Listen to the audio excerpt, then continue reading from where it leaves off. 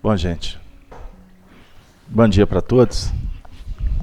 Jesus nos abençoe. Com muita alegria estamos de volta para darmos continuidade ao estudo do Apocalipse, que é o último livro da Bíblia, visão mediúnica de João Evangelista projetada por Jesus Cristo.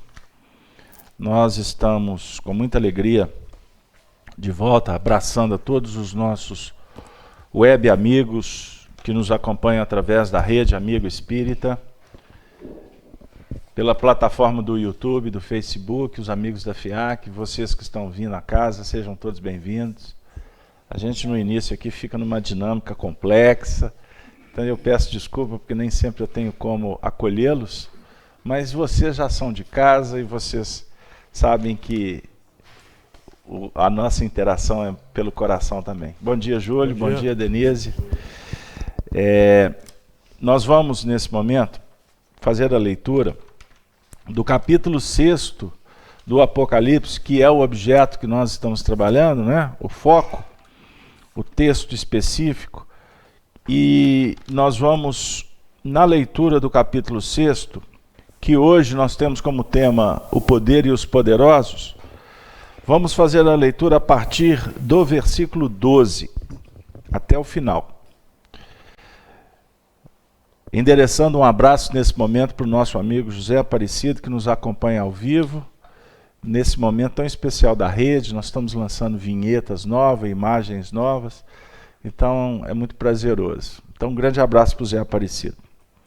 Vamos lá. Versículo 12. E havendo aberto o 6º selo, olhei e eis que houve um grande tremor de terra. E o sol tornou-se negro, como um saco de cilício, e a lua tornou-se como sangue. E as estrelas do céu caíram sobre a terra, como quando a figueira lança de si os seus figos verdes, abalada por um vento forte. E o céu retirou-se como um livro que se enrola, e todos os montes e ilhas foram removidos dos seus lugares. E os reis da terra, e os grandes, e os ricos, e os tribunos, e os poderosos, e todo servo, e todo livre, se esconderam nas cavernas e nas rochas das montanhas. E diziam aos montes e aos rochedos: cai sobre nós, e escondei-nos do rosto daquele que está sentado sobre o trono e da ira do Cordeiro. Porque é vindo o grande dia da sua ira. E quem poderá subsistir? Na última semana, trabalhamos o versículo 14. E o céu retirou-se como um livro que se enrola, e todos os montes e ilhas foram removidos dos seus lugares. Então nós estamos aqui no Apocalipse tratando de um processo de muitas mudanças, chamada, um termo utilizado por Kardec, que caracteriza a atual fase da humanidade, que é a fase chamada transição. Transição planetária envolve transformações pessoais e coletivas. Transformações no plano dos homens, muitas transformações no plano espiritual. Hoje nós vamos entrar direto no versículo 15. E os reis da terra, e os grandes, e os ricos, e os tribunos, e os poderosos, e todo servo, e todo livre, se esconderam nas cavernas e nas rochas das montanhas. Então, esse versículo, ele vai inaugurar para nós aqui alguns pontos de muita relevância para a gente. A definir que nós estamos num instante em que temos que encarar os diversos caracteres interiores que foram arregimentados ao longo do tempo e que nesse momento estão vindo à tona. Porque para que haja as mudanças, nós temos que identificar o que está sendo proposto como notas convidativas para uma busca, para um trabalho que venha qualificar a nossa vida. Estamos sendo chamados pelo Cristo. Vamos lá no capítulo 11 de Mateus, no versículo 28. Vinde a mim. Então nós estamos sendo conclamados para ir. E o vinde a mim, nós podemos avaliar rapidamente em dois sentidos. Ouvir o Espírito Jesus como governador espiritual, que, na verdade, determina, entre aspas, o que devemos trabalhar, porque fazemos parte de uma engrenagem que ele coordena. A delegação que vem do alto, ela não é impositiva, mas ela é um clamor com uma autoridade que a gente fica muito sensibilizado para prestar atenção. Porque a autoridade, ela vem impregnada de muito amor. E o amor é capaz de penetrar na essência dos seres, nas camadas mais profundas da estrutura geológica do planeta e da estrutura psíquica dos seres. Deu a imagem legal? Porque a frequência do amor, ela se irradia promovendo ondas super, ultra curtas. Nosso pensamento trabalha com ondas médias e longas, pelo nosso atual estágio. E o pensamento, ele é estruturado por sentimentos e por ideais. Ficou claro aí? Está correto com o pensamento de André Luiz? Oh, perfeito. Então, penetrar, o pensamento penetrando nas camadas mais complexas, ele vai penetrar pela capacidade científica, que ou física, ou metafísica, como queira, porque as ondas são super, ultra curtas. Um pensamento com ondas longas e médias, ele não vai muito longe. Não é isso? Sim. Ele não vai muito longe. E com isso a gente pode começar a entender por que nós estamos dentro do campo mental de Jesus. O pensamento de Jesus circunvolve e penetra todo o sistema planetário. Então, todo movimento nosso em bases de amor, na verdade, são movimentos que conectam com o pensamento do Senhor, com as vibrações do Senhor. Deu aí? Então, isso não é místico, isso é científico. Os espíritos já vão revelando para nós como que acontece isso na prática. Então esse clamor diz, vinde. E nós vamos atender também em função dos caracteres que vão emergir da nossa intimidade. O somatório de experiências, de vivências que nós temos. Por que eles vêm à tona? Porque esse momento de transformações é como se ele funcionasse como um fator, em tese, de fora para dentro, que promove um abalo sísmico na Terra. Se tem um terremoto, nós vamos perder o piso de segurança. E as estruturas vão se abalar, algumas vão cair. Então vamos pensar nessa estrutura íntima que está sendo abalada por esse contexto atual. Então, é como se a gente estivesse num emaranhado, numa situação complexa, que nós temos que nos ajustar. Então, esse abalo, ele acontece em função dos atritos que nós estamos enfrentando por conta das nossas próprias escolhas. Porque lá atrás Jesus disse assim, ame. E nós vimos que era bom amar. Mas o nosso amor, ele ainda é um amor voltado para si. E quando, pelo interesse pessoal, que eu só penso em mim mesmo, eu vou me desconectando com as faixas superiores que promovem um amor que agrega. Se eu penso em mim, eu vou me desagregar desse contexto harmônico da natureza. Deu aí para a gente construir um pouquinho? Então, o nosso tema aqui hoje, ele vai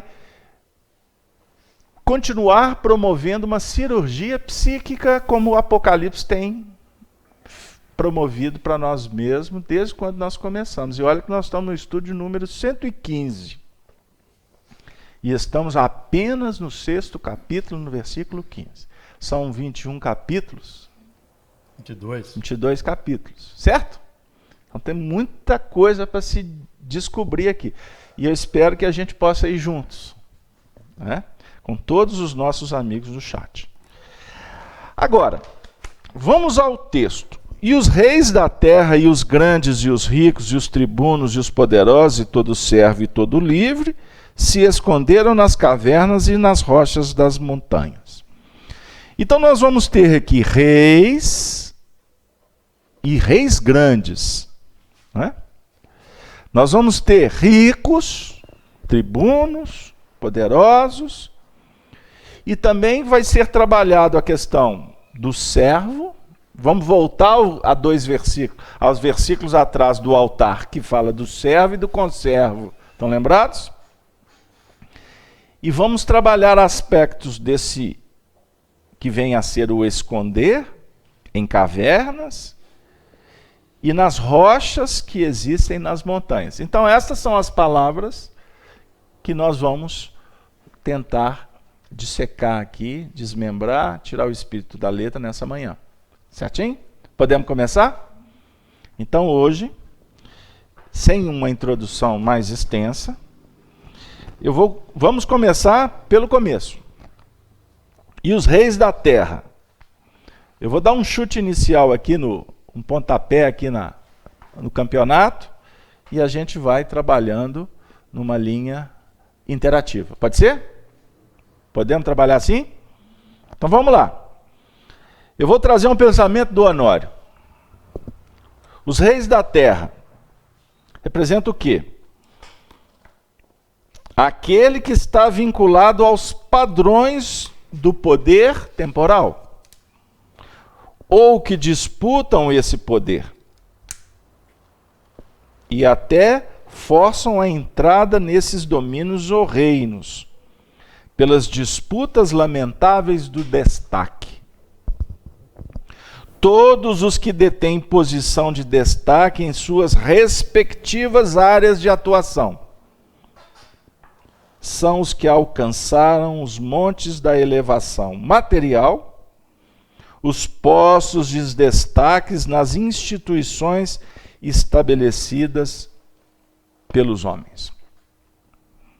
Então aqui nós vamos tendo uma ideia do objeto que nos interessa. Os reis da terra, e obviamente que nós vamos também refletir sobre os reis dos céus. Então aqui nós temos um movimento que define uma posição alcançada ou uma posição cobiçada por aqueles que são nobres, burgueses, ou aqueles que representam o povo. De uma certa forma, no mundo, todos almejam o trono do rei. Porque o rei representa a condição máxima a ser alcançada. Certo? Então, o rei, ao longo dos séculos, se torna o próprio representante de Deus na terra. Porque o rei, com o passar do tempo, ele passou a ter o poder político e o poder divino. Quando misturamos a questão da temporalidade da terra e materializamos as questões espirituais, conferindo a ele, o rei, os dois cetros. Tanto que os reis, podemos lembrar aqui de Luís XIV, o rei Sol, para ficar mais perto do nosso tempo atual, ele queria que a França se tornasse o coração e o cérebro do mundo. E tudo girasse em torno do que ele representava, a França. E que Deus falava por ele. Então, a determinação de Luís XIV era a determinação do próprio Deus. Então, para a gente refletir que o poder, o destaque, ele representa aqui no Apocalipse um ponto muito importante para a gente estudar. Porque se a gente não consegue, porque não temos uma linhagem nobre, o sangue não é um sangue, azul. Um sangue azul, conforme ficou configurado. Azul por quê? Por causa do azul francês. Porque a nobreza, a etiqueta, a organização foi implementada por Luís XIV. Sabiam disso? A etiqueta, todo esse verniz social foi na época do rei Luís XIV. Certo?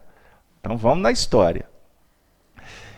Então, se nós não somos da casa dos Bourbons, ou das casas dos Habsburgos, das famílias tradicionais, dos de Colonna, e etc, etc, etc, nós não poderemos ser reis. Tanto que quando o rei tinha uma amante, por mais nobre que ela fosse, ela não poderia ser rainha jamais. Certo? Em função das questões estruturais políticas da época. Mas voltando, se eu não posso ser rei, eu quero estar perto do rei. Eu quero destaque lá na nobreza. Então eu quero o título de duque, por exemplo, de duquesa, para ficar por aí. Mas se eu não consigo, eu quero habitar em Versalhes. Você está entendendo tudo agora, né? Uhum. Eu quero morar em Versalhes, porque afinal de contas Luís XIV construiu Versalhes, o palácio, para abrigar 400 famílias, né? Eram representando 400 apartamentos. Então a nobreza foi retirada de Paris para vir morar em torno do Rei Sol. Muitos foram obrigados a isso, por conta do totalitarismo dele. Mas outros não poderiam perder a oportunidade de estar perto do rei e ter os privilégios do rei. Certinho? Aqueles que não eram nobres, não faziam parte da burguesia, puxa vida. Então restava a eles o quê? Quase nada, né? A ralé, os plebeus, uma vida muito difícil. Mas sempre o foco do interesse girava em torno de Versalhes, porque Versalhes, por exemplo, era um grande consumidor das especiarias, por exemplo, do mercador. Aquele que trazia as especiarias, os tecidos, através do Mediterrâneo. Então Versalhes tem dinheiro, então Versalhes compra na minha mão. Então eu quero me destacar sendo o melhor comerciante. Ou eu quero me tornar um bom médico, porque de repente eu posso ir trabalhar em Versalhes. E aí a gente está vendo aqui toda uma pirâmide social que representa os reis. Vamos começar com o Júlio agora, porque eu prometi que hoje eu vou ficar caladinho. Não sei se eu vou dar conta, não. Vamos lá, Júlio. Essas questões aí, essa questão dos reis é interessante, porque uma vez alguém abordou o Chico a respeito disso, que eu acho que na vida passada eu fui uma rainha tal, aí o Chico pensou, é provável mesmo, irmão, porque as lavadeiras, as cozinheiras, as passadeiras, todas já estão evoluídas, só tem rei na terra. Os complicados são os poderosos. Então houve muita complicação naqueles tempos. Esses elementos que a própria igreja atribuiu-lhes o direito divino. A igreja também fazia um acordo, fazia uma coligação. Então nós temos aí os poderosos temporais da política humana, da política material, e aliados aos poderosos da política divina, vamos dizer assim, aqueles que se diziam seus representantes, se autodenominavam seus representantes aqui na Terra e que tinham, por isso, poder um poder discricionário, um poder de resolver, de decidir, a seu talante, de acordo com as suas próprias, seu próprio egoísmo, seu orgulho, seus próprios interesses. Então, agora, isso representa na trajetória evolutiva uma conquista de capacidade de ação, embora ainda mal canalizada, mal empregada por esses elementos que, ao invés de, por exemplo, canalizarem esse poder de ação, de organização, de estruturação para levar o benefício para as populações, o benefício para o povo, melhorar as condições de vida do povo. Por outro lado, também interiorizarem esse poder como o poder transformador individual, buscando exatamente aquela majestade divina, majestade celeste, que, de certa forma, nos aguarda a todos. Então, é aquela nossa velha tendência de utilizar as capacidades desenvolvidas ao longo da evolução simplesmente para nos engrandecermos material financeiramente. Então, quando se fala em reis, aqui é toda uma sequência que nós vamos estudar. Reis, grandes, ricos, tribunos, poderosos, livres, são condições que nós vamos desenvolvendo ao longo da evolução, exatamente para nos libertarmos do jugo material e expressarmos a nossa realeza efetiva celestial. Luiz. Esse ponto é fundamental para as nossas análises, porque ele vai abrindo o painel gradativamente. Então eu queria que a gente trabalhasse mais a questão dos reis, tá? Por enquanto. Vamos lá. O reinado, né? Reis e reinado. Bom dia. Bom dia, Luiz. A respeito disso, né, aqui começa que os reis da terra, né? Aí você falou dos vinculados aos padrões materiais, né? Citando o seu Honório. Aí eu lembrei que Jesus ele nos fala que o reino dele não é desse mundo, né? Uhum. Porque aqui os reis da terra, então é um poder vinculado aos bens materiais, né? Ao poder temporário, né? Ao poder provisório. Porque é esse vínculo ao poder, às coisas, a transitoriedade da vida, né? Que que vai nos fazer nos perder, né? Porque a gente percebe aqui que, apesar de todo esse poder desse versículo, apesar de todo o poder que está envolvido ali, ele não se transformou numa felicidade. Houve uma perda de todos, né? Chegando ao desespero, né? De se buscar fuga, né? De se fugir para não se reparar, fugindo da responsabilidade. É uma coisa muito comum em nós humanos, né? Plantamos, mas não queremos colher, né? Essa dificuldade, eu lembrei da parábola do semeador, quando ele fala que os cuidados deste mundo e os enganos das riquezas e as ambições dessas coisas é que sufocaram a palavra. E no Evangelho segundo o Espiritismo, no capítulo que fala sobre o meu reino não é deste mundo, tem uma célebre texto de uma realeza terrestre, né?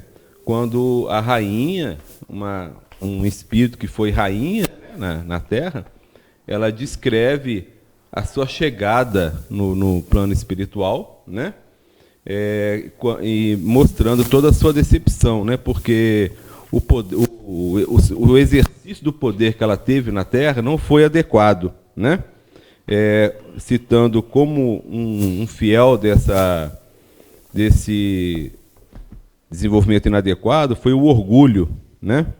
Ela cita, né, que Jesus fala: o meu reino não é deste mundo, porque é preciso sofrer para chegar ao céu, de onde os degraus de um trono a ninguém aproximam, né? É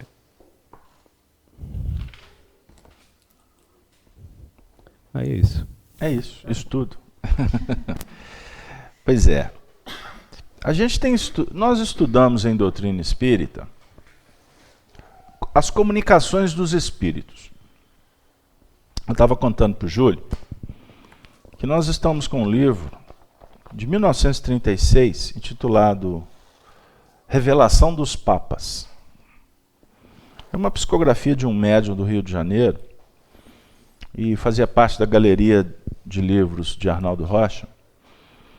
E nós temos trabalhado alguns aspectos dos depoimentos. Como nós podemos trabalhar os depoimentos que contém o livro Céu e Inferno, o livro dos Médiuns, a Revista Espírita.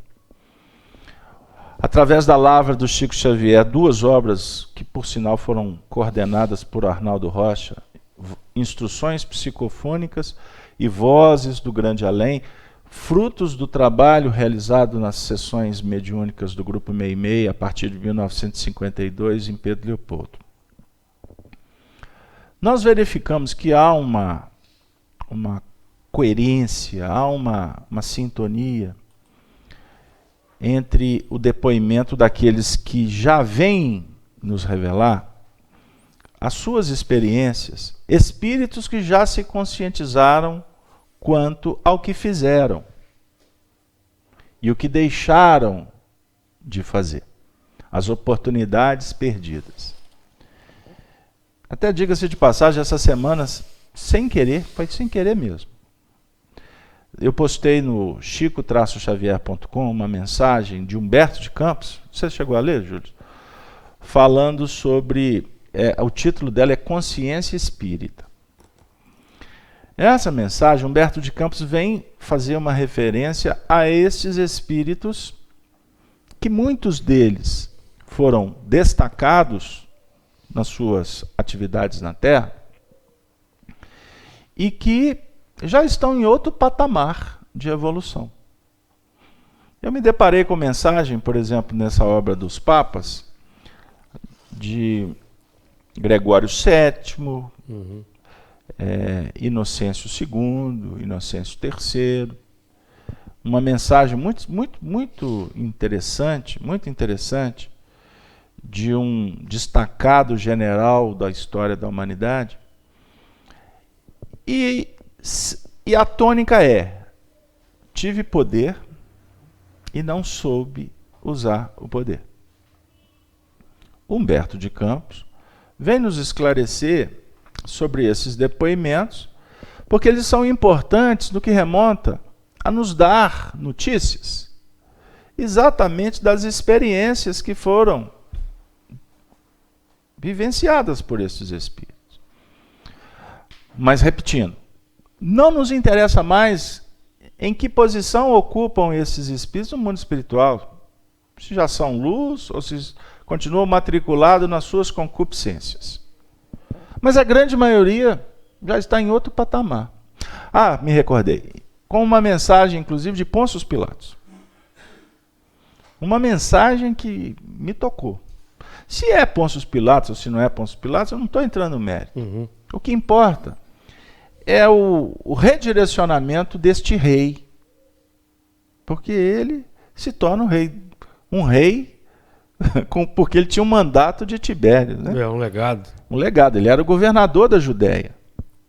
Ele tinha o poder de mandar matar ou libertar, de mandar fazer e as pessoas obedecer. Enfim. E ele teve nas mãos a sentença, né? O processo que estava ali incriminando Jesus.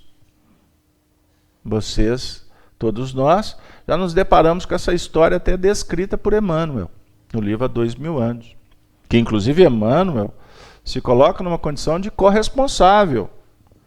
Porque Emmanuel, não é, como senador romano, ele tinha mais autoridade sobre naquele julgamento do que o próprio Pôncio Pilatos.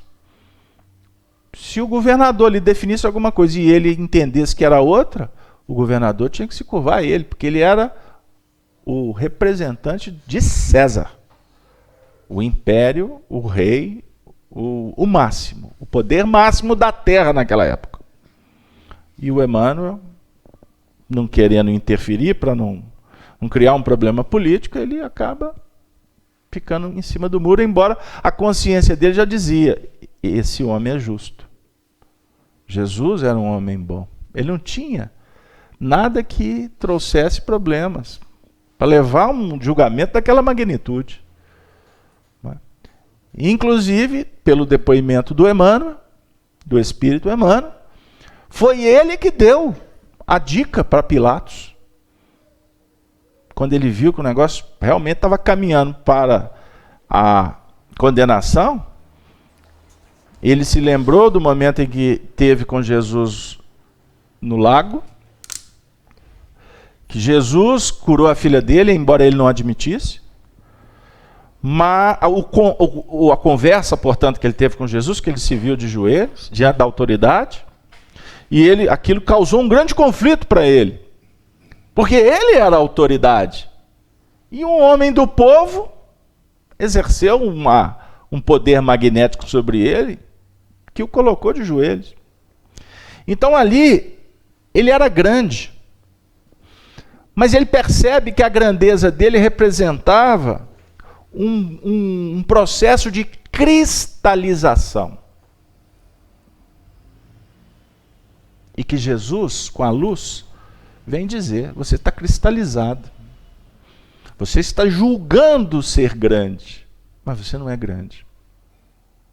Então essa mensagem do Pôncio Pilatos, ele vem dizer, que humildade na mensagem, ele fala assim, a minha vida hoje é servir a Jesus. Porque eu pensei que o negócio era atender os meus interesses. E a minha queda foi grande.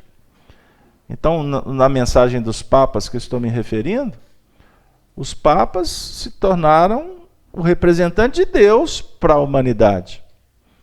Num contexto de uma religião, de uma proposta que era síntese do amor, ela foi materializada e politizada. E foram os homens que fizeram desses encargos uma ferramenta de poderio sobre outros homens. Então a gente verifica como que é complexo isso. Então esses espíritos estão despertando. Eles estão compreendendo que não vale ser rico. no seu sentido, de aquisições que nos matriculam em determinados procedimentos, que na verdade são grandes cárceres. E o homem acha que o poder conferido é que vai dar para ele uma chancela para ele fazer o que ele quer. Eu citei Luís XIV, não foi à toa. Eu tenho estudado um pouco sobre ele. O Luís XIV tem um trecho da vida dele que ele se perde e ele chega a afirmar: eu não sou mais eu mesmo. Porque o poder, ele consome. O poder na terra, que se estrutura por vaidades, ele traz uma projeção de ilusão tão complexa que o indivíduo perde a referência de si mesmo e impede a manifestação do divino que está em si. E o poder, ele atrai a conspurcação também daqueles que estão conspurcados, interessados nesse poder. Ou seja, eu quero estar próximo do rei. O rei está iludido, se julgando o Delfim superior, máximo. E aqueles que estão em torno dele, muitas vezes favorecem para que ele pense assim. Porque ele pensando assim, e você insuflando a vaidade, pode ser uma linha interessante para que você também tenha poder. Porque você está na mesma linha de pensamento da vaidade do rei. Deu aí? Então, aí a gente vai verificando como que a sociedade ela vai se autocontaminando com este poder. Então, o poder deixa de ser pessoalizado. Nós estamos discutindo aqui essa condição que se faz globalizada no mundo materialista. De acordo, Vânia? É o ego. Nós vamos trabalhar em cima do ego e vamos atrair aqueles que estão trabalhando no próprio ego. Então eu posso dizer que existe um ego coletivo. Não é? Os arquétipos aí do Jung, que são, na verdade, platônicos, né? É isso mesmo? Está correto o pensamento? Então o rico é o que tem mais enquistamento do sentimento, contrário ao pobre do espírito. Foi Jesus quem disse que é mais fácil passar um camelo num buraco da agulha do que um rico entrar no reino dos céus? Aí, para quem está chegando no estudo do Evangelho agora, eu só vou esclarecer, viu, gente? Eu sei que vocês sabem. Camelo não é o dromedário. Que aí seria impossível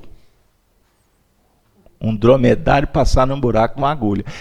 Jesus diz assim, é mais fácil passar um camelo. Que camelo que ele está se referindo, Júlio? Era um cabo daquela época lá. Peça de corda. É um tipo de corda. Feita de? Pelo de camelo. Pelo de camelo? É isso aí? Vai, né? Vai, chama o santo aí, que nós canonizamos. Hein? É o Google, viu, gente? É o santo Google. Esse santo é o santo milagreiro. Se você quiser receita, ele te dá de bolo. Não é? É receita médica ele dá. Receita médica ele dá, cuidado com essas receitas. Viu? Você não confia, não, porque costuma o Google ser um... Ele pode até ser santo casamenteiro, mas costuma ser falso profeta. Você está querendo falar, Luiz? Uma coisinha rápida. Porque quando a gente fala do 15, a gente tem que lembrar do 13 e do 14, né? Dos versículos anteriores, né? Porque nos versículos 13 e 14 fala assim, as estrelas do céu caíram sobre a terra. No 14, e o céu retirou-se como um livro, né? Em consequência disso, você percebe que os reis da terra e os servos, ou seja, provavelmente Todos nós, quando estamos nos meados da nossa vida, talvez o Império Romano, nos meados do seu poder, o Império Egípcio, os gregos, a Macedônia, todos provavelmente devem ter pensado assim: somos eternos. O nosso poder, ele não vai acabar nunca. E aí você faz e desfaz, né?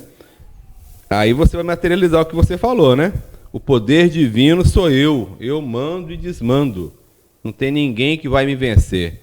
Só que em um determinado momento, o céu se retira, né? E aí você percebe que a nossa... Eu, por mim mesmo, não tenho como subsistir. E aí eu vou me perder, eu vou entrar nesse versículo 15, que mostra toda a nossa fragilidade, né? O ser humano, quando nos desconectamos, né? De Deus, né? O rico que nós estávamos referindo, para não perder a ideia, porque eu só soltei o versículo. Na verdade, essa riqueza que nós queremos promover referente às posses efêmeras. É o que o Luiz acabou de dizer. Então, você pode até conseguir passar o camelo, a corda, no buraco da agulha difícil, porque ela é grossa. Por mais que seja uma agulha grande, né, a corda é complicado. Mas Jesus disse que pode passar. Pode passar, mas é mais fácil do que um rico. E aí a gente entra numa expressão do Evangelho que tem muita gente que tem dificuldade de entender. Quando Jesus diz: bem-aventurados os pobres de espírito. A essência do que Jesus está dizendo está nessa linha. Pobres, no seu sentido, de ser pobres ou destituídos do que conspurca. A pobreza que Jesus se refere é o seguinte: toda cristalização, vamos falar dos cristais, né? Porque o cristal tem um valor também monetário, não tem? Os cristais nobres. O que é cristalização? É você fechar um circuito num ponto de vista, por exemplo, num hábito, num reflexo que está instaurado. É complicado.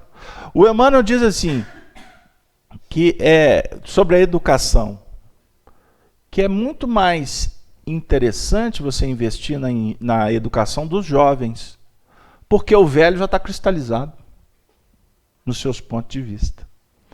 Aí, inclusive, ele dá uma fórmula interessante, que para vencer a cristalização, nós precisamos de cristianização. Ele não fala catolização, ele não fala de espiritização, ele não está falando disso, ele está falando de cristianização. Nós não podemos falar de Cristo se não compreendermos o valor da cruz. Cruz. E o que é a cruz, gente? Vocês vão ser crucificados lá no madeireiro? Não é isso. A cruz no sentido da roda da evolução. A gente não fala que o tempo todo da espiral evolutiva. Então você desenha uma cruz e faz passa uma linha em torno dela, vai virar um círculo. Então ela tem que girar. E as hastes dela, a haste que projeta a verticalização, é a busca para o desenvolvimento da intuição. Conexão com os planos superiores. Lembra da pirâmide que nós estudamos aqui? A pirâmide vai receber a luz e vai espargir a luz em 4 facetas: norte, sul, leste e oeste. Estão lembrados do estudo que nós fizemos lá atrás? Então é essa verticalização. Você recebe e esparge. Operar na Terra. E a haste da horizontal, a gente pode falar aqui da razão de um lado, do sentimento do outro. Mas nós podemos falar também que a razão e o sentimento é o abraço que você dá na vida. Abraça a vida. Ninguém abraça com um braço só. Mas o indivíduo só tem um braço. Então tá bom, ele vai, mas mentalmente ele vai com o outro também. Porque no perispírito ele tem o outro braço. Se você não abraçar a causa, meu amigo, meia boca. E abraçar a causa é carregar no colo, viu? É abraçar o inimigo. Mesmo sabendo que pode ser, ele pode estar te dando um abraço de urso. É abraço de urso que fala? Abraço de urso. Mesmo que ele esteja te dando um abraço de urso. Eu tive uma experiência muito interessante. Lá atrás, Júlio, um dia que uma pessoa estava dizendo assim: a porta está fechada para você. E vocês não pensem que foi fácil, não, porque eu quase tive um infarto. Essa mesma pessoa falou assim: mas eu queria te dar um abraço porque eu gosto muito de você. E o abraço dela foi sincero. E eu pensei comigo: meu Deus. Aí a gente vai entender por que tem muitos que dizem que a maldade habita no coração dos homens. Porque é um verdadeiro distúrbio, luz e treva. Então nós não podemos aqui voltar para o passado para julgar o passado de uma forma equivocada. Porque, aliás, os depoimentos dos Espíritos vêm respaldar a misericórdia de Deus. Então, o que eles foram no passado não nos interessa mais, no sentido de que isso não vai vangloriá-los. Pelo contrário, o passado ele representa para nós pontos de referência para o futuro. Mas ele não pode ser, por nós, um processo de encarceramento. Fiz-me claro? Fiz-me claro. O Luiz está falando sobre a questão do se julgar eterno. Os grandes, os poderosos da terra se julgavam eternos. Eu estou me referindo a Luís XIV, estamos com a presença dele aqui hoje. Não mais como Luís XIV, mas como um andarilho do Cristo. Luís XIV, certa feita, disse para o indivíduo assim, ele foi questionado por que ele estava construindo Versalhes. Aí ele disse: para que a minha memória seja eternizada. Aí ele fala assim: você é um súdito. Você tem que agradecer por estar participando da minha história. Quantos turistas vão conhecer Versalhes? E pode ser que uma boa parcela de história nem tem muita profundidade, nem sabe quem foi Luís XIV. Quem construiu aqui foi Luís XIV. É? Luís XIV? Não faz diferença nenhuma. Mas Versalhes está lá. Mas quando ele construiu Versalhes, ele queria que ele ficasse eternizado. Ou seja, hoje ele compreende que Versalhes, na verdade, representa uma ideia, é diferente. Agora, Versalhes pode representar, para uns, imponência, poderio na terra. Mas para outros, Versalhes pode representar aspectos que precisamos de enaltecer na nossa estrutura íntima. Porque a sua casa mental é um palácio. A sua casa mental precisa de luz. E a ideia de Versalhes, né, dos idealizadores, era um palácio que pudesse representar a luz. Por isso é que a cidade de Paris, ou a França, ficou conhecida como cidade de luz. Entenderam? Uma projeção no tempo da Babilônia, com seus jardins suspensos? Mas num nível mais sublimado. No nível mais sublimado. Não por causa do tempo, da tecnologia. Mas por quê? Uma das linhas de pensamento do Luís XIV era: será que vale a pena a gente continuar querendo conquistar guerras, ampliar? Eu não tenho dinheiro para isso. Eu não tenho homens suficientes para dominar o mundo. Aí ele chegou na conclusão: então nós vamos dominar o mundo pelas ideias, pela finesse, pela educação, pela arte. Ou seja, ele estava entrando numa sintonia com um projeto que veio, inclusive, consubstanciar a chegada do Espiritismo no século XIX. Porque o Espiritismo é uma proposta filosófica, uma proposta de renovação do mundo com as bases do Cristo.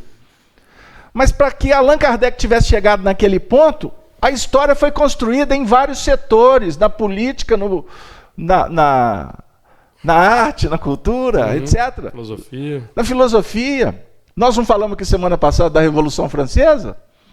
Nós não falamos aqui de Kant, não falamos de Rousseau, falamos de Mesmer, falamos de outros, aí até que os homens derrubaram a Bastilha. A queda da Bastilha representa a queda do absolutismo de Luís XIV. Então quer dizer, o Luís XIV deu o contributo dele, em tese, né? Porque todos aqueles que viveram sobre o imperativo dele, o absolutismo dele, era necessário na época, porque os escândalos são necessários, aí de quem os determina, certinho? Então ali foi todo um contexto que veio caminhando de Roma, porque os franceses, naquele contexto, era a própria sociedade romana, na sua estrutura bem... Só mudou o tempo, né? E as vestimentas mudaram.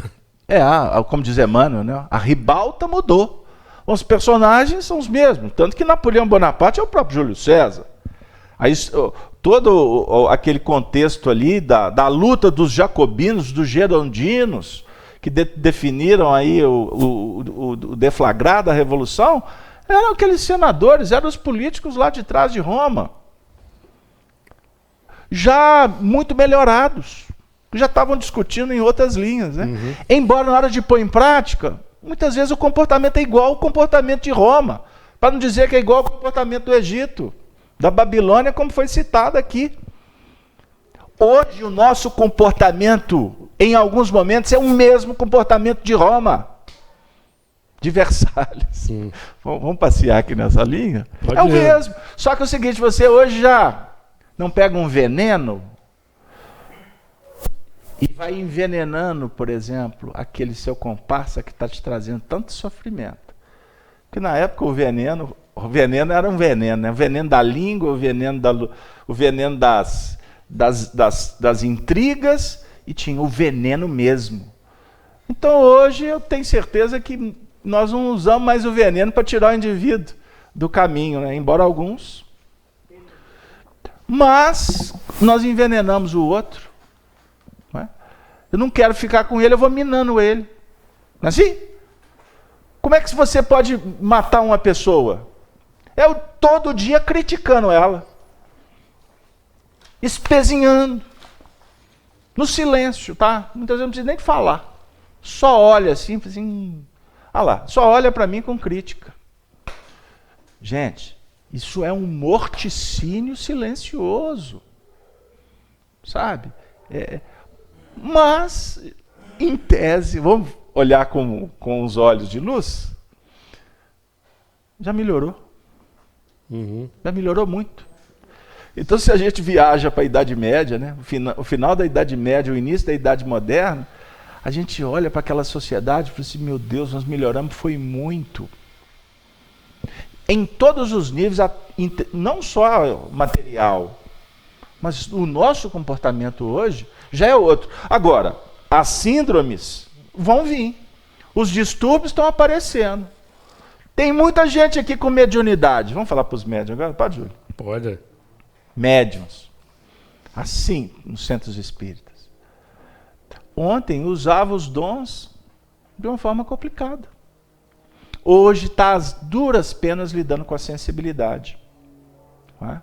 A duras penas. Em determinados momentos conectados com as entidades que nós nos enovelamos com elas lá atrás. E hoje, se eu fui corresponsável, eu estou tendo a oportunidade aqui de ser médium para esses espíritos serem tratados.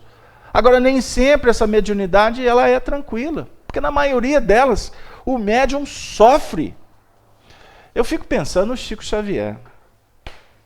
Porque a turma gosta de falar do lado bom, né? Do Chico glorioso, recebendo. Olha, o Chico recebeu até Francisco de Assis, Estevão. Gente, como que aquele homem sofria? como que aquele homem sofria. Porque ele entrava, e na maioria das vezes o médium entra em sintonia com as complicações, com os espíritos que estão vivendo dificuldades. Aí fecha o circuito e o médium tem a oportunidade de ser instrumento para que esse espírito seja tratado. Não é fácil. Eu, certa feita, tive uma experiência, celulares desligados, por favor. Eu tive uma experiência, eu não me esqueço disso. Eu estava indo para a casa da minha namorada, que hoje é a luz da minha vida, né? Tem que falar bem, porque se ela assistiu o vídeo, você já imaginou? E eu me recordo que ela subiu uma rua íngreme, lá no bairro Padre Eustáquio, e eu estava descendo. Não era para Jericó, não. Eu descia da Padre Eustáquio para Itanhandu, sentido ali lá daquela avenida lá de... Enfim, eu no meio do caminho, eu tive uma dor que me atravessou a virilha e foi rasgando, chegou até na parte do peito. Mas foi uma dor que eu tive que sentar e comecei a suar frio, mas eu passei um mal, mas foi tão complexo. Aí com muito custo chegou um moço, viu que eu devia estar até pálido, né? Você está precisando de alguma coisa? Ele me ajudou, aí desci com muito custo, cheguei na casa dela. E aí melhorou um pouco, e a vida era muito intensa, jovem, né? Você nunca tem muito tempo para procurar resolver as coisas, né? Você protela, né? Médico é o último que a gente procura, quando é novo. Quando é velho, toda hora, né? Já vira cliente assíduo. Aí eu me recordo que essa dor, ela vinha, ela ia e vinha, e aquela história. Isso foi mais de um ano. E principalmente quando a gente tinha qualquer alteração de humor, tinha alguma fragilidade, enfim, ela voltava. E eu fui percebendo que com o passar do tempo eu comecei a ficar muito irritadiço, vivendo uns conflitos que não tinha razão de ser, e o tempo foi passando. E isso foi aumentando, eu falei assim, eu vou ter que procurar um profissional. Até que um dia eu estava na casa espírita, eu entrei para a reunião mediúnica, um amigo espiritual me disse assim, não precisa de ir ao médico, porque o seu caso já está sendo tratado. E foi de uma maneira assim muito persuasiva, mas muito lógica e num contexto que eu entendi que era razoável, porque só para o espírito falar eu não acredito não, você tem que questionar. E aí eu seguramos a onda, Júlio, até que uns 2 meses depois, a reunião mediúnica começou, todos nós, a equipe, começamos a atender um grupo de espíritos, uma turba de complicações que a gente não consegue nem mensurar. E começou a afetar todo o centro espírita. Não foi só o grupo mediúnico, porque o comportamento de muitos começaram a ficar estranho.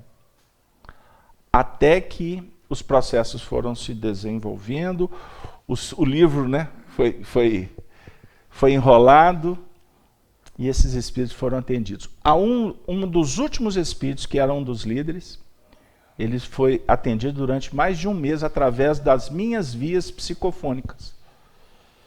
E eu me recordo que quando sensibilizado essa entidade foi, com muito amor, principalmente pelo envolvimento de um dos espíritos vinculados a ele, que veio de regiões diferenciadas, quando eu me recordo que esse espírito foi, então, no último atendimento em que a carapaça, as escamas caíram por terra, eu me recordo que foi retirada uma espada, aquelas espadas antigas, eram compridas, ela foi retirada da estrutura do psiquismo dele. Na verdade, era uma espada que ele mesmo materializou, né? Porque não é uma espada que vai ficar cravada no perispírito de espírito nenhum, mas é a linha cristalizada que ele estabeleceu e era uma entidade que estava sendo atendida num processo, aquela faixa de tempo que ele parou já percorria mais de 2000 anos. E quando sensibilizado foi, a espada foi sendo retirada e eu me recordo que ela foi se transformando em luzes e eu fui percebendo na minha estrutura perispiritual os espíritos como que se fazendo como é que chama? Como que chama? Colocando cataplasmas. Mas foi interessante porque foram com pétalas de rosas. Eu saí da reunião ainda sentindo algumas coisas.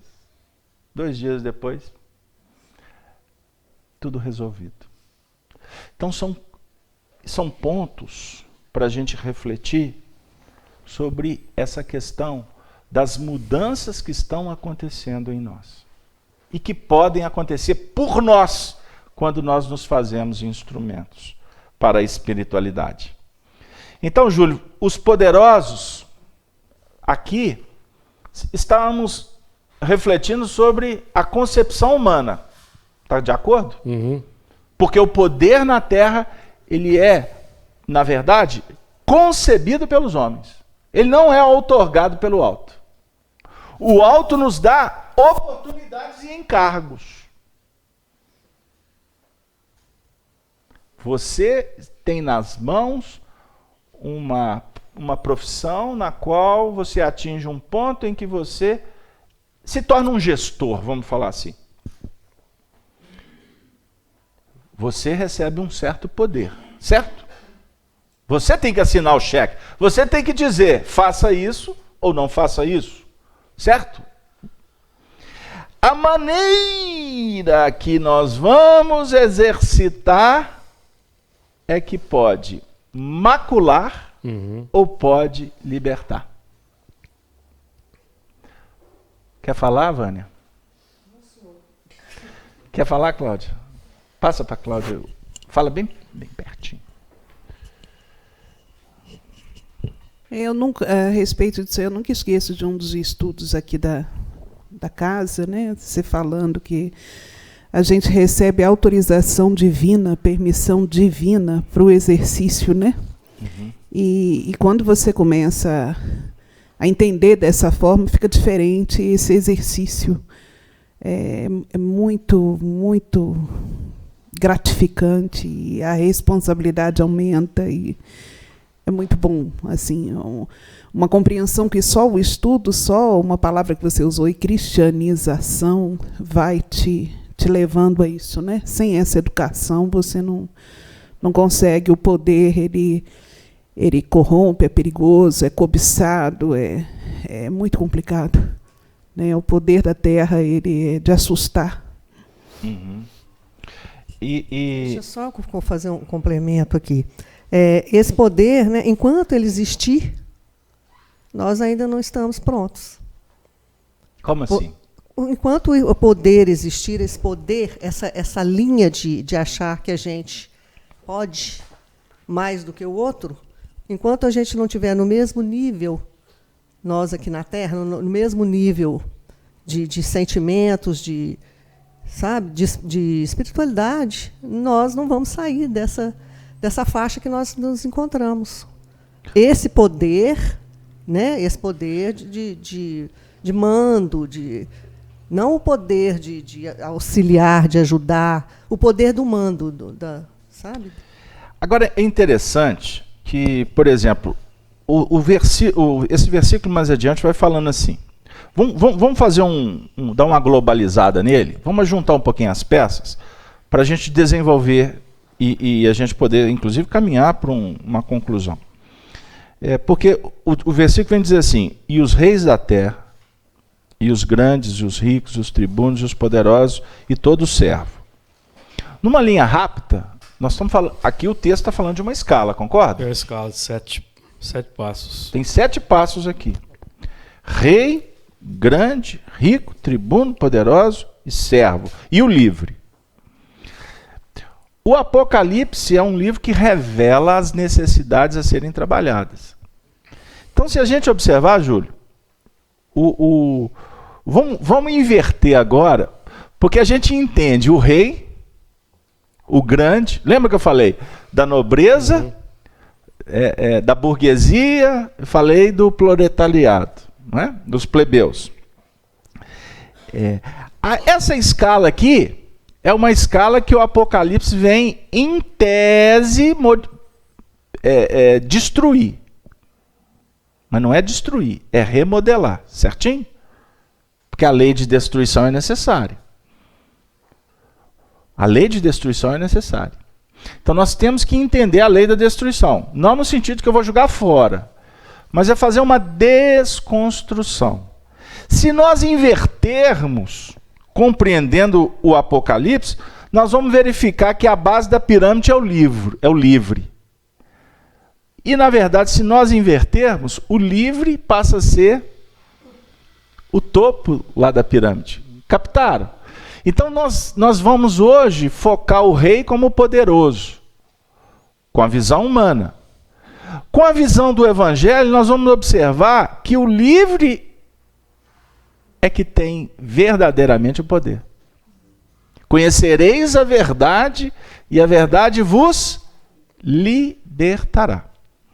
Novamente, para pegar uma linha do livre, Jesus, quando fala do fariseu, ele fala que o fariseu, o intelectualizado, seja no mundo ou nas religiões, o intelectualizado é servo dele mesmo. Ele fala para os fariseus: vós tendes por pai o diabo. Se o fariseu tem como pai o diabo, ele é filho do diabo. Ele é filho do pecado. Por que que Jesus faz essa alusão? Ele remonta a história de Caim. Quem que é pai dos religiosos? Caim. Qual que é o papel da religião? Não é reconquistar o caminho para o paraíso? Então, Caim, na verdade, que foi enovelado pela serpente, Caim precisa de ser trabalhado ao longo do tempo para Caim retornar como filho de Deus e não filho do pecado, da concupiscência. Ficou claro? Para que Caim possa se soerguer, o Caim vai ter que experienciar. Lembra do texto do Antigo Testamento? Que ele será maldito? Sim. Em toda a terra. Em toda a terra. E qualquer que o achar, o matará. Vamos lá, acha lá. Qualquer que o achar, o matará. E ele, inclusive, terá que viver pelo suor do rosto. Do rosto. Isso é o Caim. A humanidade hoje é Caim. É Caim que está em busca da sua reconquista pessoal, porque a humanidade matou Abel. Não é Caim e Abel? Abel representa as questões que sublimam. Caim representa as concupiscências que atrasam o desenvolvimento. Para que o Caim chegue na condição do Abel, ele vai ter que ocupar ele vai ter que caminhar por toda essa pirâmide, já que você citou a Torre de Babel, ele vai ter que trabalhar toda a escala para chegar de novo lá. Então, se ele quer poder, toma poder. O Luís XIV pediu poder e foi dado poder para ele. Agora, o que ele vai fazer do poder? O poder vai trazer para ele as consequências. Vocês já observaram como é diferente você chegar para alguém? Você é o patrão. O patrão simbólico, né? Você é o pai que precisa de determinar uma tarefa para o filho. Você pode chegar para o seu filho e falar assim: faça isso. Ele pode até fazer, por medo. O rei falava: eu sou o rei, aí todo mundo tremia. Aonde há medo, há ódio embutido. Por isso que os reis, eles eram ao mesmo tempo idolatrados e odiados. Ficou claro? Você pode virar para o seu filho e falar assim: meu filho, Eu já te expliquei que a vida funciona assim. Portanto, agora está na hora de você fazer. Não vou fazer. Vai fazer. Porque quem aqui agora é o pai sou eu. Não vou fazer. Não vai? Então, nós vamos pensar o seguinte. Na vida existe direitos e deveres. Você quer direito e não quer dever? Então não terá direitos. Ponto. Acabou. Ah, mas tem que ter argumentação. Tudo bem. Eu não estou aqui dizendo que é uma atitude totalitária. Mas, por exemplo, uma casa para ela funcionar, vamos ser razoáveis. Tem o pai, a mãe e os filhos. A hierarquia diz assim: pai e mãe são os coordenadores. Os filhos são os coordenados. Trabalhamos num regime de democracia. Tá coerente? Sim. Trabalhamos num regime de fraternidade. Trabalhamos num instituto sagrado que nós oramos juntos, que nós nos alimentamos juntos, que nós brincamos juntos. Hoje é dia de festa, vamos dançar, vamos conversar, vamos contar caso. Vamos sentar aqui, vamos jogar um buraco. Eu jogo buraco com os meus meninos. Que bonitinho. Tomo uma surra deles. Eu achava que eu era bom de buraco, eles estão melhor que eu. Hein? Brincando. Agora é a hora de você ir lá e fazer a sua tarefa, minha filha. Você lavou o seu copo? Você lavou o seu prato? Lá em casa tem uma moça que ajuda. Olha, você termina aqui, você pega o prato e leva lá. Não, ela vai vir buscar. Você, não, ela não está aqui para buscar. Ela não está aqui para te servir. Ela está aqui para nos ajudar a organizar a casa. Estou colocando isso aqui, gente. Estou jogando a bola para vocês. Não é? Eu estou colocando aqui uma situação só para a gente refletir. Agora, você é o coordenador, você age com amor. E o amor tem a ver com, muitas vezes, firmeza. E é muito gostoso você delegar numa vibe. Meu filho falou: pai, você tem que parar com esse negócio, que você tem usando esse negócio demais. Eu gostei, eu acho bonitinho. Tem que atualizar com os meninos, né? Eu falei: ó, a vibe é ótima quando você determina assim. A pessoa sabe que você é o responsável, você fala com amor, que precisa de ser feito aquilo, tudo num nível, lá do alto. Você faz sutil, faz bem, se sente bem porque fez com equilíbrio, e do outro lado tem resposta. E a pessoa fala assim: nossa, pode deixar que eu vou lá e faço. É tão gostoso. Quer dizer, todo mundo está entendendo que precisa de ter uma jurisdição, que precisa de ter uma execução dentro de um plano, que uma regra que foi discutida, porque combinado não é caro, tá? Guardem isso.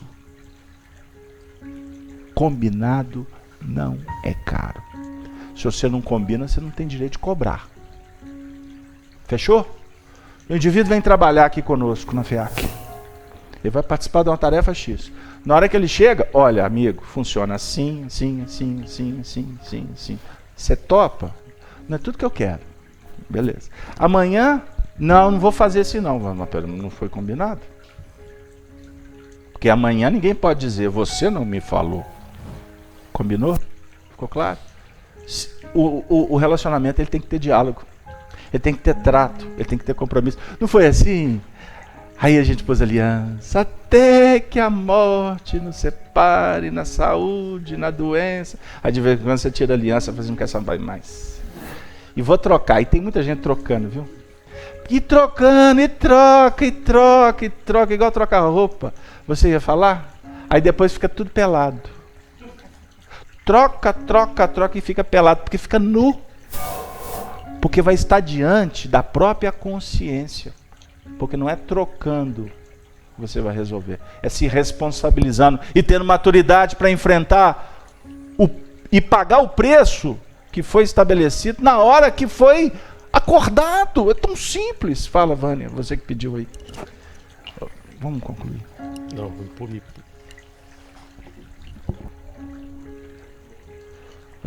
O que eu quero dizer é o seguinte, nesse negócio de filho, né, de criação, se a gente começa dando um suporte, um bom suporte, né, porque enquanto ele é de menor, a gente tem mesmo que impor. Né? Existe a imposição com carinho, com respeito, né? Enquanto porque depois, quando ele cresce, você já não pode mais. Você já não tem mais as rédeas, né? Mas aí ele já está feito, né? Ele já está com o caráter, você já construiu o caráter, né? Aquilo que você passou para ele, né? Quando ele era seu subordinado, né? Você passou, fez uma estrutura, né? Boa, né? Mostrou o que é a moral, o que é, né? Como que ele deve se comportar. Então, depois que ele cresce, aí você fica tranquilo, porque você deu o suporte. E você fez a sua parte, né? A minha parte, exatamente. A sua parte. Porque, por exemplo, vamos pensar agora, esse assunto é complexo. Vamos pensar assim, numa sociedade em que falta limites. A gente percebe isso claramente, né? Falta limites. A televisão, ela é um veículo que coloca coisa dentro de sua casa. Sim, mas a televisão também reflete como um espelho o que está acontecendo dentro de casa. Índole. Então, nós estamos vivendo num momento em que a Terra, num processo de transição, está recebendo espíritos necessitados de educação e de evangelho. Então, você como pai, faça sua parte. E faça mesmo. E aproveite aqueles que são pais novinhos, né? Pais fresquinhos. Façam enquanto é criança. Porque a gente vê na evangelização da casa espírita, tem menino que chega aqui com 3, 4, 5 anos de idade, que põe para quebrar. Porque não tem limite em casa. Porque não tem educação. E muitas vezes a casa espírita leva a responsabilidade, ou a escola aí, de ter a responsabilidade de burilar. Não, peraí. Não é assim, não. Agora o papai quer ser amiguinho. O papai quer assistir tudo como se tivesse tudo certinho. E o menino está botando para quebrar. O que será daqui a 10 anos? Agora o pai faz a vez dele. O pai se compromete. O pai dá amor.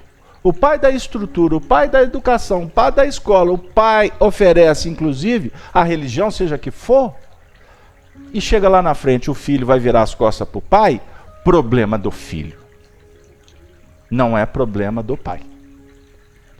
Duro, e a nossa conversa aqui agora é para os pais. Duro quando a gente tem que entrar nas cavernas, porque os reis, tribunos, poderosos... semana que vai ter que ter caverna. Deixa a caverna para depois. Mas aí a gente entra para a caverna para se esconder. Para se esconder. Ou a gente entra para a caverna para se proteger. Então, nós atendemos casos, por exemplo, que o filho entra na drogadição. Isso é triste. O filho entra na drogadição e o pai muitas vezes tem que mudar de cidade. Nós já atendemos casos assim. Porque o filho estava quebrando a casa, estava vendendo tudo para comprar droga, estava espancando a mãe, espancando o pai. Isso acontece na classe mais simples, né, das pessoas mais pobres, mas acontece nos palácios também. Porque a realidade, ela perpassa todos os setores da sociedade. E muitas vezes o pai, a ordem que ele tem que se autodeterminar é sumir da vida do filho. Porque o filho se transforma num carrasco, num obsessor de alta periculosidade. É o mundo que nós estamos vivendo. Então, faça enquanto podes. Faça o que pode fazer. Faça com amor. Mas lembre-se que a colheita não é nossa, a colheita é de Deus. Fala, Luiz, vamos lá, que o tempo agora eu preciso de concluir. Vai lá. Essa obra que vocês estão falando do pai, né? O pai tem que fazer essas... na questão 132, qual o objetivo da encarnação dos espíritos, né? Para uma expiação, para outros missão. Há uma terceira coisa que temos que fazer. dar ao Espírito condições de cumprir sua parte na obra da criação. Então, essa tarefa do pai de conduzir o filho, né, é você fazer essa terceira parte.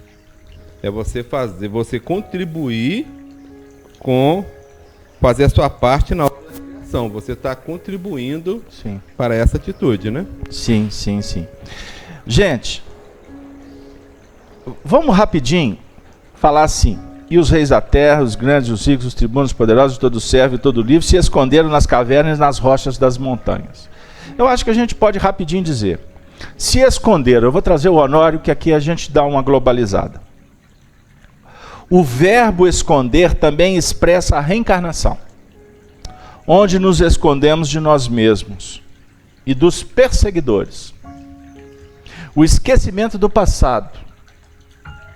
Nos movimentos iniciais do Gênesis, tanto Adão quanto Caim se esconderam. A reencarnação é um esconderijo num abrigo, num refúgio, onde vamos fazer uma reavaliação patrocinada pela espiritualidade, avalizada pelos mentores. Isso fica bem evidenciado quando um espírito nos descobre na reunião mediúnica e diz: achei você. Numa reunião mediúnica a gente escuta isso. O espírito fala: te achei. Então os espíritos podem nos achar com 14 anos de idade, com 20, com 30, com 50, com 70. Pode ter espírito te achando agora. Porque chegou a hora que você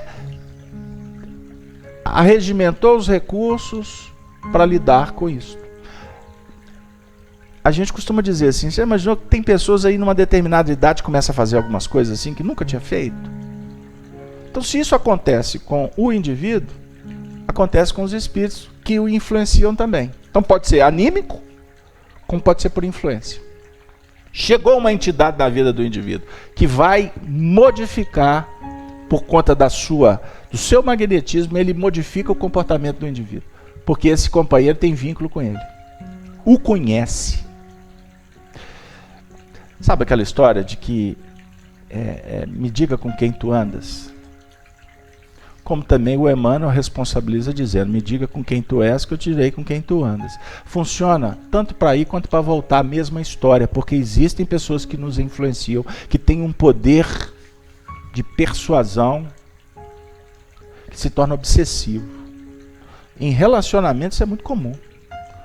O indivíduo, quando está perto da mãe dele, ele tem um comportamento. Quando a mãe não está, ele tem outro. Quando está do lado da mulher, ele é um cordeirinho. Quando a mulher vai embora, ele faz o que ele quer. Aí se você for perguntar para ele se ele acha bom, ele diz: não acho bom não, mas eu também não acho ruim. Porque existe um nível de cumplicidade. Então você não entra para julgar, não. Porque você pode cometer um equívoco. Tem mulheres que chegam pra gente e vêm contar os dramas que querem separar do marido.